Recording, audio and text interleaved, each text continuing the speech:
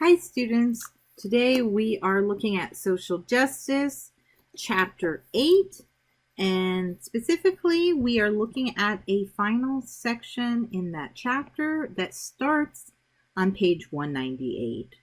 It is titled Post-colonial theory, Counter-colonial theory. So the previous lectures have set you up with definitions of the term indigenous and how it relates to indigenous groups in different countries.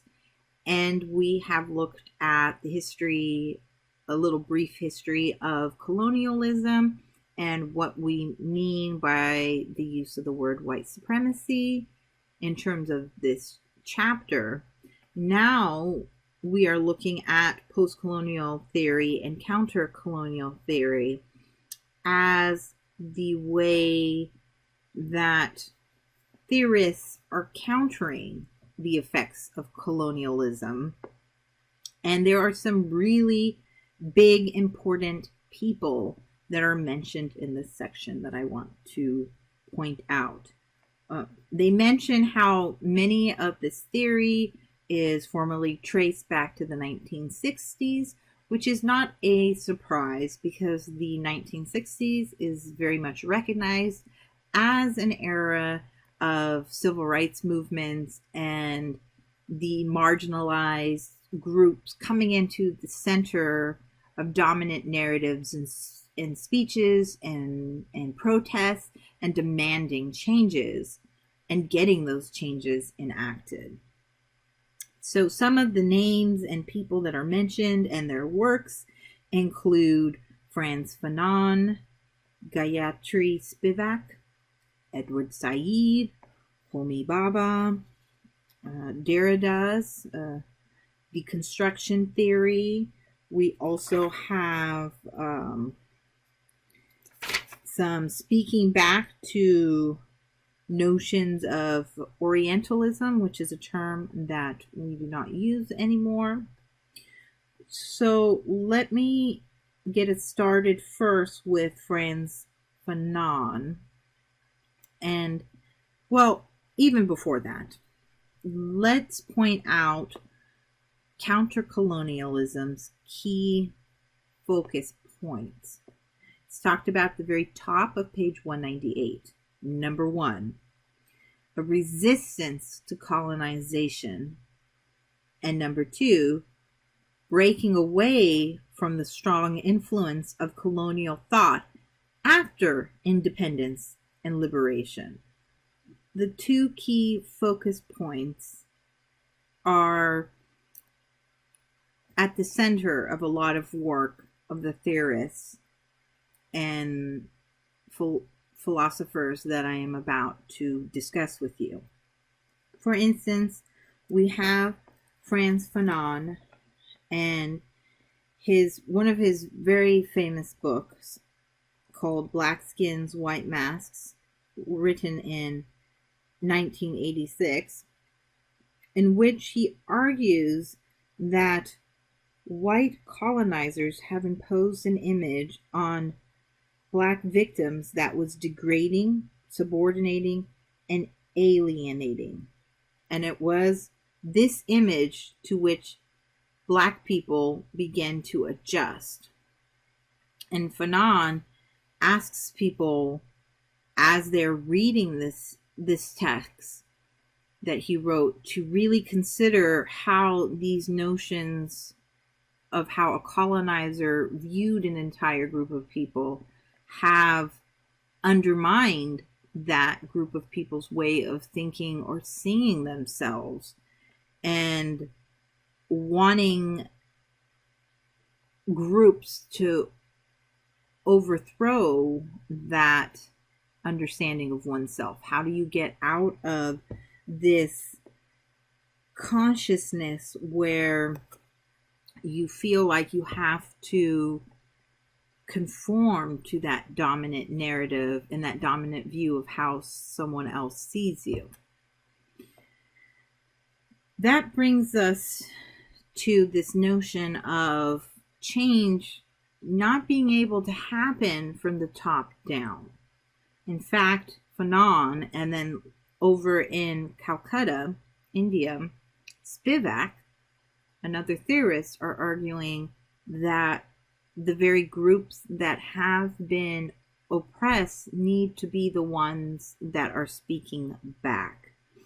And Spivak writes a very famous and very important essay titled "Can the Subaltern Speak?", in which she addresses those that have been subjugated as voiceless and the other, and that they're not voiceless, but they have been denied their voice because it has been taken from them by other dominant groups that have spoken on their behalf or spoken over them or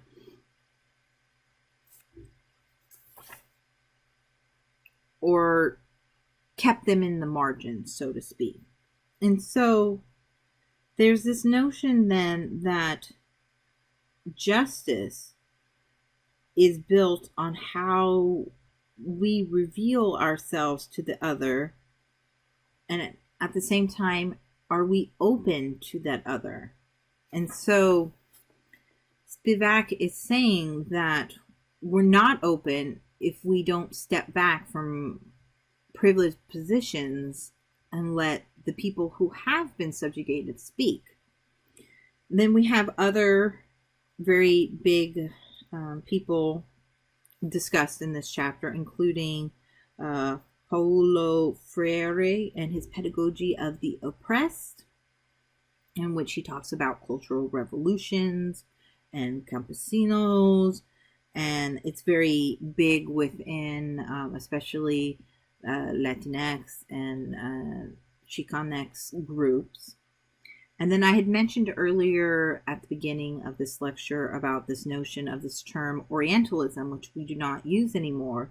And one of the reasons we really don't use it anymore is because of a scholar named Edward Said, who talked about the way Britain specifically, lumped all of these countries in the East, and even more accurately, the Middle East, into this notion of an Orient, as if all of these groups of people were the same, when in fact they are very distinct and different from each other.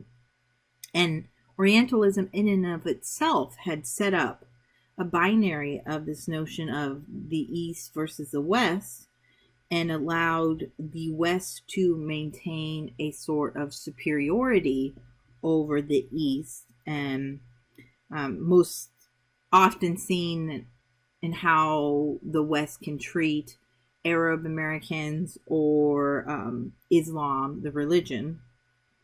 And this stereotype is even more deeply embedded because of extremist groups and incidents that have occurred that have affected peoples, such as September 11th in the United States.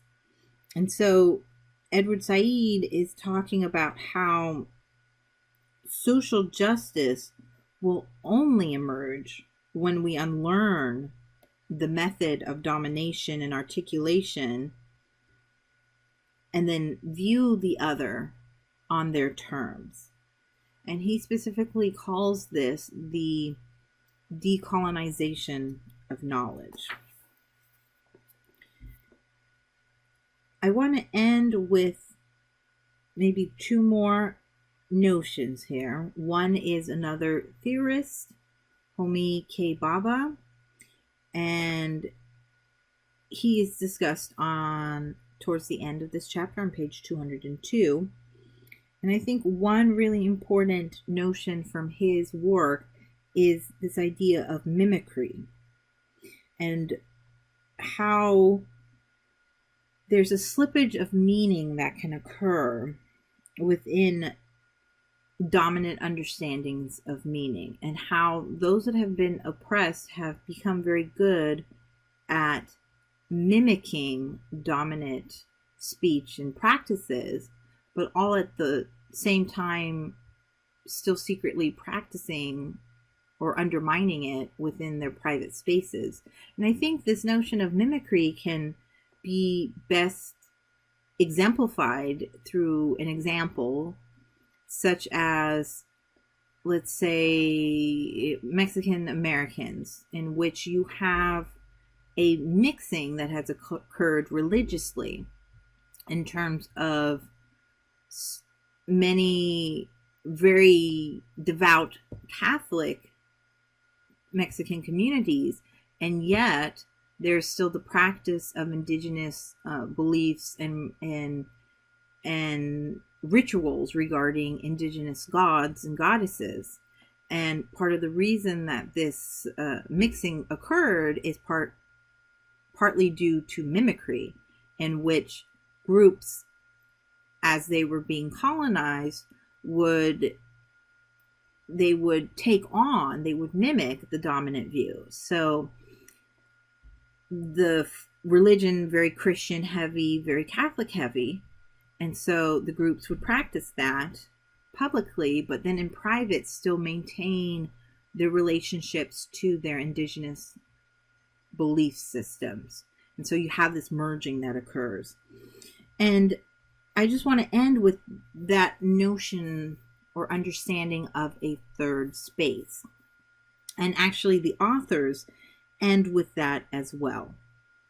This third space is so important in ways of thinking and being, and especially for thinking about social justice, because third spaces and what Baba calls liminal space allows ambivalence and new meanings to be constructed even within this dominant production or dominant way of being. And it's in these third spaces that subaltern groups develop their own meanings and ways of speaking and expressing justice and new recognition. And so, I mean, it's just really important. I mean, if we think about how this ties back to the discussion on counter-narratives are occurring within a type of third space. And so, as usual, if you have any questions about how this chapter ends, or especially about this third space, this notion of third space, please reach out to me via email. And I do recommend that you look at the bottom of 203, the final paragraph, because the authors do a really good job of summarizing this final section on post-colonial and counter-colonial writers and theorists and what their focus really is on. Thank you.